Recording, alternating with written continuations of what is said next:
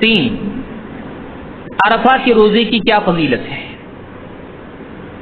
ابو قتادہ رضی اللہ عنہ فرماتے ہیں سئل عن صوم یوم عرفہ، اللہ کے نبی صلی اللہ علیہ وسلم سے عرفہ کے دن کے روزے کے بارے میں پوچھا گیا، فقال یکفر السنة الماضیۃ والباقیہ، آپ نے فرمایا عرفہ کا روزہ، عرفہ کب ہوتا ہے؟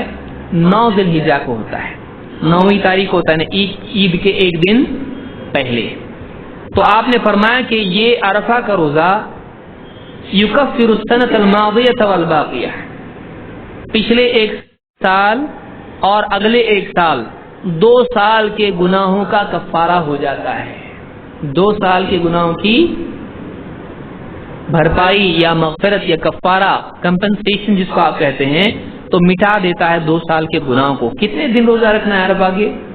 1 دن روزہ ہے، لیکن کیا فضیلت ہے اس کی؟ 2 سال کے گناہوں کی مغفرت ہو جاتی ہے.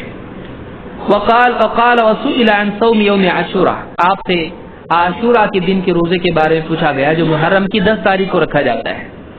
فقال یکفر السنة الماضیہ، آپ نے فرمایا کہ پچھلے 1 سال کے گناہوں کا کفارہ اس سے ہو جاتا ہے.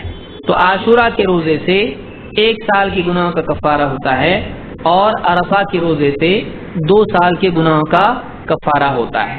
اس کو امام مسلم نے اپنی صحیح میں روایت کیا ہے. ابن ماجہ کی روایت میں ہے، آپ نے اللہ کے رسول صلی اللہ علیہ وسلم فرماتے ہیں من صام یوم عرفہ، جو عرفہ کے دن کا روزہ رکھے، غفر له سنۃ امامہ وسنۃ بعدہ، اس کے لیے 1 سال کے جو اس کے سامنے بھی سال ہے، جو سال چل رہا ہے اس کے بھی، اور اگلا جو سال ہے اس کے بھی گناہوں کی مغفرت ہو جاتی ہے. اتنے گناہ اس سے معاف ہو جاتے ہیں کہ جو 2 سال میں آدمی کر لے.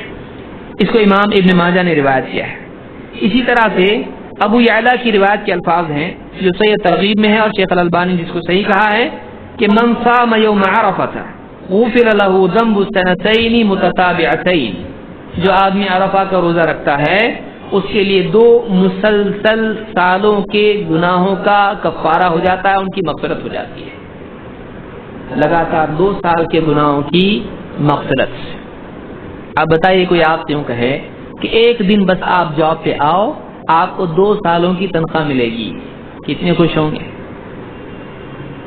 تو آپ بتائیے یہاں پر 2 سال کے لگاتار گناہوں کی مغفرت ہو رہی ہے، 1 دن کا روزہ ہے عرفہ کا. اللہ ہم کو عمل کی توفیق عطا فرمائے. تو یہ ابو یعلا کی روایت ہے. تو ایک بات، تیسری بات یہ معلوم ہوئی، تیسرا مسئلہ کہ عرفہ کے دن روزہ ہے اور اس کی فضیلت یہ ہے کہ لگاتار 2 سال کے گناہوں کی مغفرت اور کفارہ ہو جاتا ہے.